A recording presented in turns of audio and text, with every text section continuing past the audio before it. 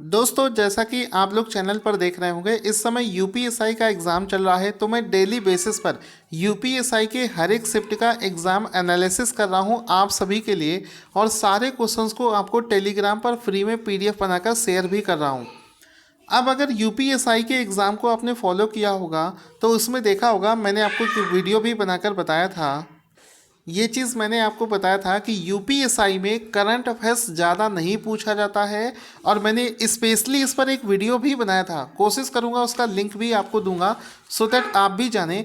मैंने आपसे बोला था कि यूपीएसआई के लिए आप चाहें तो करंट अफेयर्स ना पढ़कर जाएं, क्योंकि करंट अफेयर्स का दायरा बहुत बड़ा होता है और क्वेश्चन मात्र एक या दो पूछे जाते हैं। और चूंकि मैं खुद चाहूँ तो मैं अपना पीडीएफ सेल भी कर सकता था यूपीएसआई के नाम पर। लेकिन जैसा कि आप सभी जानते हैं, मैं स्टूडेंट्स के साथ में कभी भी गलत नहीं कर सकता हूँ। मुझे पता था कि यूपीएसआई में करंट अफेयर्स के ज़्यादा क्वेश्चंस नहीं पूछे जाएंगे, इस वजह से मैंने आपको मना कर दिया था कि करंट अफेयर्स यूपीएसआई के लिए ना पढ़कर जाना। और दोस्तों, जो एक दो क्वेश्चंस पूछे भी जा रहे हैं तो उसको आप उड़ाकर फेंक दोगे, क्योंकि वो मेरे डेली के पीडीएफ से आ जा रहे हैं। आज का जो पहला प्रश्न है वो बना है रैंक और इंडेक्स वाला। तो रैंक एंड इंडेक्स का आज जो क्वेश्चन बना है वो बना है global drug policy index. Global drug policy index के पहले संस्करण में भारत को कौन सा स्थान प्राप्त हुआ है? तो चूंकि इस इंडेक्स को पहली बार रिलीज़ किया गया है, इस वजह से मोस्ट इम्पॉर्टेंट हो गया क्वेश्चन, और इसमें भारत को 18वां स्थान प्राप्त हुआ है। ऑप्शन नंबर डी इसका राइट आंसर हो जाएगा। ठीक है, तो इस इंडेक्स में ग्लोबल ड्रग पॉलिसी इंडेक्स के पहले संस्करण में भारत को 18वां स्थान प्राप्त हुआ है। ऑप्शन नंबर डी इसका राइट आंसर हो जाएगा। अब इसमें आप देख सकते हैं ग्लोबल ड्रग पॉलिसी इंडेक्स में इंडिया को 30 देशों में 18वां स्थान मिला है, और पॉइंट्स की बात करें तो 100 में से भारत को 48 जो है पॉइंट्स यहाँ पर मिले हैं। अब इसमें आप लोग देखोगे the global drug policy index भी आपको यहाँ पर दिख रहा है। आगे चलते हैं, इस क्वेश्चन से जुड़े हुए और भी इम्पोर्टेंट फैक्ट्स को जानेंगे, क्योंकि चूंकि पहली बार इस इंडेक्स को रिलीज़ किया गया है तो बहुत सारे क्वेश्चंस बनेंगे। जैसे कि इस इंडेक्स को किसने रिलीज़ किया है? तो इसको हार्ड रिडक्शन कंसोर्टियम के द्वारा इसको रिलीज़ किया गया है। इस इंडेक्स का ये पहला संस्करण था। अब चूंकि भारत को इसमें मिला है 18वां स्थान, तो एग्ज़ाम में पूछा जाएगा कि पहले स्थान पर कौन सा देश है? तो पहले स्थान पर नॉर्वे देश रहा है। अब इसमें क्या होगा कि दुनिया के 30 देशों को इवेलुएट किया गया है कि दवाइयों की नीति, उनकी सप्लाई, इन सब चीज़ों में कितनी ट्रांसपेरेंसी है और किस तरीके से दवाइयों का काम किसी भी देश में होता है, इसके बारे में इस इंडेक्स को तैयार किया गया है। दूसरा क्वेश्चन हमारा बना है, करंट अफेयर्स का एक टॉपिक है बुक्स एंड ऑथर। तो बुक्स एंड ऑथर का जो क्वेश्चन बना है कि हाल ही में रिलीज़ करी गई एक पुस्तक जिसका नाम है modern India for civil services and competitive examination नामक पुस्तक किसके द्वारा लिखी गई है? बेसिकली पुस्तक का नाम है मॉडर्न इंडिया, और this book is very important for civil services and other competitive exam. इस पुस्तक को लिखा है option number A Poonam Dalal Dahiya. Option number A Poonam Dalal Dahiya के द्वारा इस पुस्तक को लिखा गया है। पुस्तक इम्पोर्टेंट किस वजह से है, पहले इस पुस्तक को देख सकते हैं। टाटा मैकग्रा हिल के द्वारा इस पुस्तक को रिलीज़ किया गया है। पूनम दलाल दहिया, ठीक है, ये इसकी राइटर हैं। पुस्तक का नाम है मॉडर्न इंडिया। अब ये जो पूनम दलाल दहिया हैं, ये गुड़गांव पुलिस में सहायक पुलिस अधीक्षक के एएसपी के पद पर कार्यरत हैं। और ये पुस्तक इम्पॉर्टेंट इस वजह से है क्योंकि इसको हरियाणा के चीफ मिनिस्टर मनोहर लाल खट्टर के द्वारा इस पुस्तक को रिलीज़ किया गया है, विमोचन किया गया है। अब चूंकि इसमें ये हरियाणा से रिलेटेड है, तो हरियाणा के प्रमुख डांस के फॉर्मेट कौन कौन से हैं? फाग, खोरिया, सांग, धमाल, डफ, घूमर, ये सभी हरियाणा के डांस के फॉर्मेट हैं। ये सभी हरियाणा के डांस के फॉर्मेट हैं जो कि एग्ज़ाम में आपसे पूछे जा सकते हैं।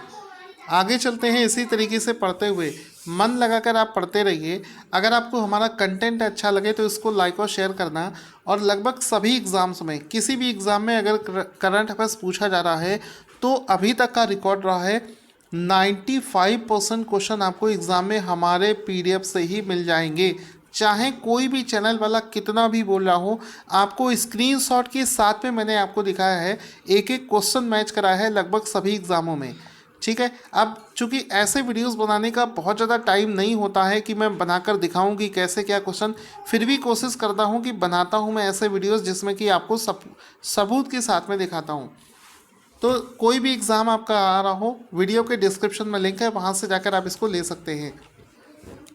इंडेक्स बना है कि नेशनल लॉजिस्टिक इंडेक्स 2021 में भारत का कौन सा राज्य पहले स्थान पर रहा है। आंसर हो जाएगा गुजरात। ऑप्शन नंबर ए सही हो जाएगा कि नेशनल लॉजिस्टिक इंडेक्स में भारत का गुजरात राज्य पहले स्थान पर रहा है।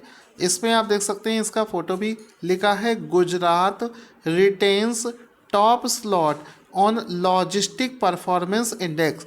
ये जो इंडेक्स है ये लॉजिस्टिक परफॉर्मेंस इंडेक्स के बारे में है, जिसमें कि गुजरात राज्य को पहला स्थान प्राप्त हुआ है।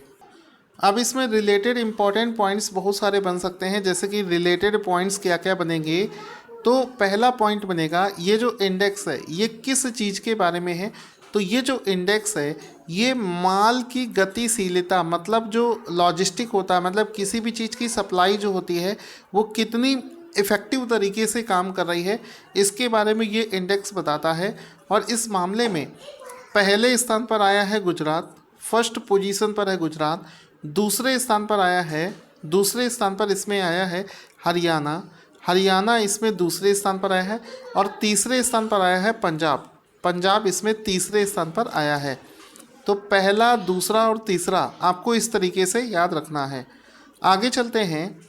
अगर हम लोग देखें कि ऐसे 3 राज्य कौन कौन से हैं जिन्होंने सबसे अच्छा करेक्शन किया है, सुधारकर्ता, यानी कि सबसे अच्छी उन्होंने कोशिश करी है अपने आप को अच्छा बनाने में, तो उत्तर प्रदेश पहले स्थान पर है, उत्तराखंड दूसरे और झारखंड तीसरे स्थान पर आता है।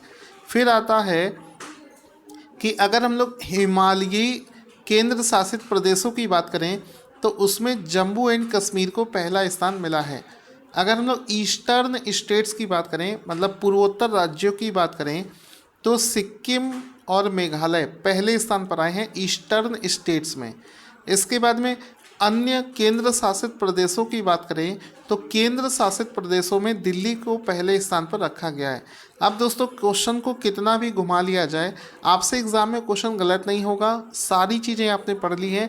इसी को बोलते हैं कंप्लीट तरीके से करंट अफेयर्स पढ़ना। शॉर्टकट करंट अफेयर्स में कुछ नहीं होता है। जब आप कंप्लीट पढ़कर जाओगे तभी आप इसको कर पाओगे। अब ये जो इंडेक्स है इसको 2018 में रिलीज़ किया गया था। कौन से मंत्रालय के द्वारा? इसको वाणिज्य और उद्योग मंत्रालय रिलीज़ करता है, ये आपको याद रखना है। इसी तरीके से आगे चलते हैं करंट अफेयर्स के अगले शानदार क्वेश्चन की तरफ। वीडियो को लाइक ज़रूर करना अगर आपको पसंद आ रहा है हमारे कंटेंट। क्वेश्चन बनेगा, जूनियो जो कि बच्चों के लिए पर केंद्रित एक फिनटेक कंपनी है, उसने बच्चों के लिए एक डेबिट कार्ड बनाने के लिए किस प्लेटफॉर्म के साथ में समझौता किया है? तो हाल ही में बच्चों के फिनटेक कंपनी जूनियो ने रूपी कार्ड के साथ में एक साझेदारी करी है। और रूपी प्लस ये जो जूनियो है, इन दोनों ने मिलकर बच्चों के लिए एक डेबिट कार्ड रिलीज़ किया है। बच्चों के लिए एक डेबिट कार्ड रिलीज़ किया है। ऑप्शन नंबर डी इसका राइट आंसर हो जाएगा। इसमें आप सकते हो, ये देखो जूनियो का जो ये डेबिट कार्ड है, इसने रूपी की सहायता से लॉन्च किया है। ठीक है, ये आप देख सकते हैं। साथ ही साथ में इससे जुड़े हुए जो और भी फैक्ट्स हैं उसको आप टेलीग्राम से इस PDF को शेयर कर दूंगा, वहाँ से आप उसको पढ़ लेना। आगे चलते हैं। अगला शानदार क्वेश्चन बनता है कि international human rights foundation IHRF ने किसे युवाओं के लिए उच्च प्रतिनिधि, मतलब हाई रिप्रेजेंटेटिव फॉर यूथ के रूप में अपॉइंट कर दिया है? तो इसका राइट आंसर हो जाएगा Daniel Del Valle. Option number A सही हो जाएगा, Daniel Del Valle. Daniel Del Valle इसका राइट आंसर हो जाएगा, जिनको हाल ही में इंटरनेशनल ह्यूमन राइट्स फाउंडेशन में हाई रिप्रेजेंटेटिव फॉर यूथ के रूप में अपॉइंट किया गया है। इनका एक शानदार सा फोटो भी देख सकते हैं, सो दैट आपको याद रह जाए। अब ये जो ऑर्गेनाइजेशन है अंतर्राष्ट्रीय मानवाधिकार फाउंडेशन, इसके अध्यक्ष का नाम है गैरी कास्परोव। इसकी स्थापना 2005 में करी गई थी और इसका मुख्यालय न्यूयॉर्क अमेरिका में स्थित है। इसी तरीके से आगे चलते हैं। अगला बहुत ही शानदार क्वेश्चन, इसको मोस्ट इम्पॉर्टेंट की कैटेगरी में रखता हूँ। क्वेश्चन बनेगा कि निम्नलिखित में से कौन सा शहर यूनेस्को के रचनात्मक शहरों के नेटवर्क में शामिल हो गया है।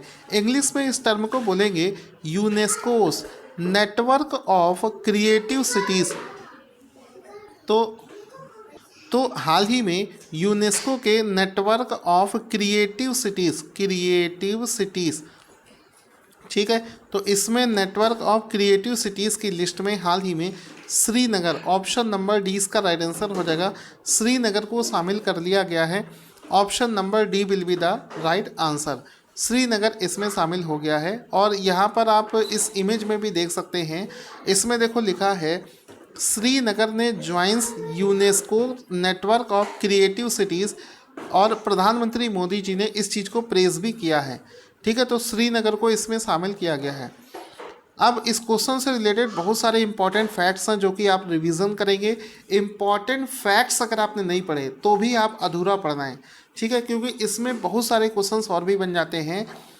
देखिए श्रीनगर दुनिया भर के चुने गए 49 शहरों में से एक है, जिसको कि शिल्प और लोक कला के लिए सम्मिलित किया गया है। हर एक शहर, किसी भी शहर की एक विशेषता होती है जिसकी वजह से यूनेस्को इस अपनी क्रिएटिव लिस्ट में उसको शामिल करता है।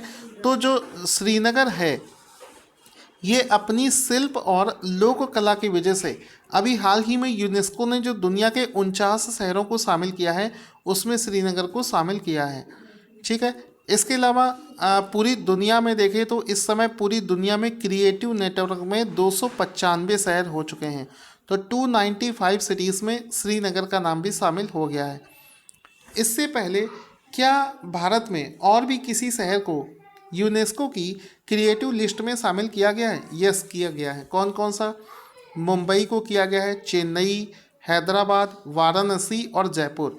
तो 1 2 3 4 5, तो 5 शहरों को पहले से शामिल किया जा चुका है।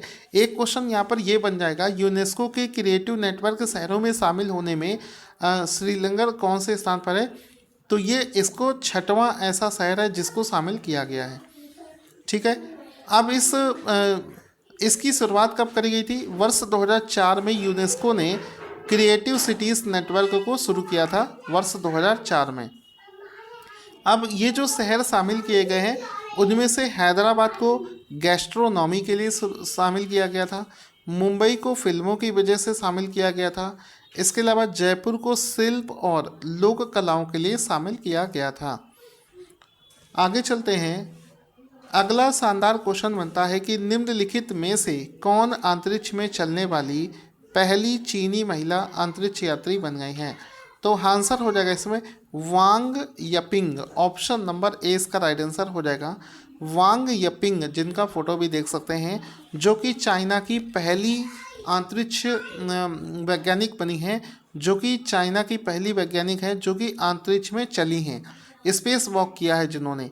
तो वांग यपिंग इसका राइट आंसर हो जाएगा, ठीक है। ये चीन के तियानहे नामक स्पेस स्टेशन से भेजी गई हैं। लगभग 6.5 घंटे तक इन्होंने स्पेस वॉक किया है। करंट अफेयर्स में आई होप आपको बहुत अच्छा लग रहा होगा। अगला शानदार क्वेश्चन बना है कि कौन सा राज्य टिश्यू कल्चर आधारित बीज आलू नियमों को मंजूरी देने वाला पहला भारतीय राज्य बन गया है?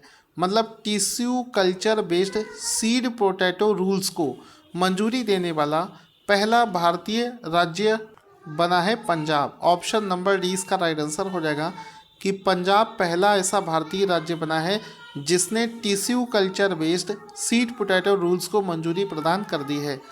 तो इसमें आप देख सकते हैं, अब इसमें देखेंगे साफ साफ लिखा है Punjab cabinet not for tissue culture based seed potato rules. तो ये आप यहाँ पर देख सकते हैं।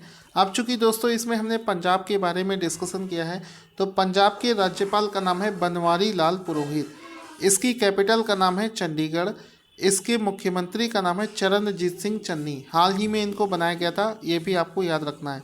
अब ये जो पंजाब के जो नेशनल पार्क हैं जो कि एग्ज़ाम में हाल ही में पूछे गए हैं, उसको भी आप रिवीजन कर लें।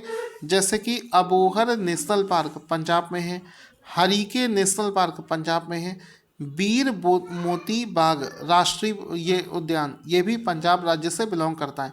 एग्ज़ाम में दोस्तों कई तरीके से क्वेश्चंस बनते हैं।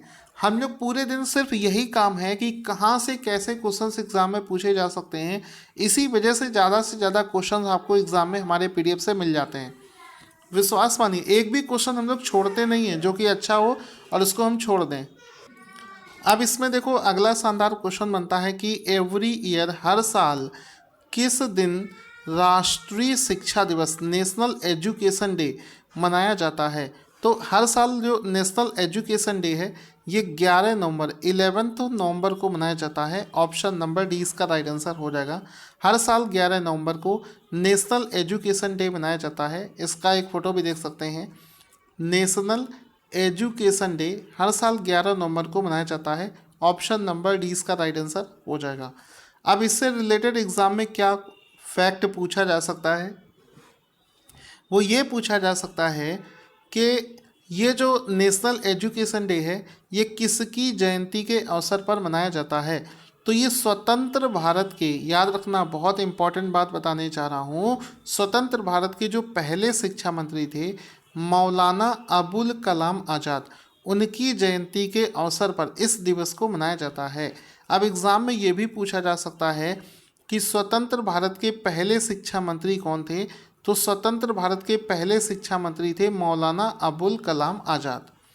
ठीक है, इस बार ये जो मौलाना अबुल कलाम आज़ाद हैं इनका जन्म 1888 में मक्का सऊदी अरब में हुआ था। इन्हें 1992 में मरणोपरांत भारत के सर्वोच्च नागरिक सम्मान यानी कि भारत रत्न से सम्मानित किया गया था। एग्ज़ाम में ये याद रखना, मौलाना अबुल कलाम आज़ाद को 1992 में भारत रत्न की उपाधि दी गई थी। इसके अलावा 1923 में मौलाना आज़ाद भारतीय राष्ट्रीय कांग्रेस के सबसे कम उम्र के अध्यक्ष भी बनाए गए थे। तो सबसे कम उम्र में 1923 को ये इसके अध्यक्ष भी बने थे। इस वर्ष यानी कि 11 नवंबर 2021 को इनकी 133वीं जयंती मनाई गई है। 133वीं जयंती इनकी मनाई गई है इस बार 11 नवंबर को। ये पॉइंट भी आपको एग्ज़ाम के लिए याद रखना है। इसी तरीके से करंट अफेयर्स का अगला शानदार क्वेश्चन बनता है कि ISSF presidential cup international shooting sports federation को ISSF का फुल फॉर्म हो गया। प्रेसिडेंशियल कप में भारत ने कुल कितने पदक जीते हैं। तो हाल ही में कंडक्ट हुई इस इवेंट में भारत ने कुल 5 पदक जीते हैं। तो ऑप्शन नंबर डी सही हो जाएगा कि इस इवेंट में भारत ने 5 पदक जीते हैं। देख सकते हैं India finishes ISSF presidential cup with 5 medals. ठीक है, और ये जो इवेंट है इसको पोलैंड देश में आयोजित किया गया था। ठीक है, तो इसमें आप देखेंगे पोलैंड देश के वरोक्ला में इसको आयोजित किया गया था और भारत ने कुल 5 पदक में से 2 स्वर्ण 2 रजत और 1 कांस्य पदक जीता है। आगे चलते हैं। भारत सरकार के द्वारा किसे नौसेना स्टाफ के अगले प्रमुख यानी कि एडमिरल के रूप में चुना गया है। आंसर हो जाएगा इसका आर हरि कुमार।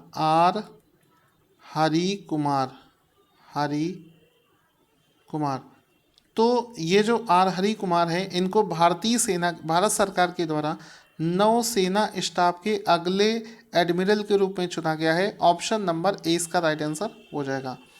इसमें आप देख सकते हैं ऑन नवंबर 9 जो है ये डिफेंस मिनिस्ट्री ने अनाउंस कर दिया है कि vice admiral R Hari Kumar जो हैं वो चार्ज ले लेंगे next chief of Indian navy.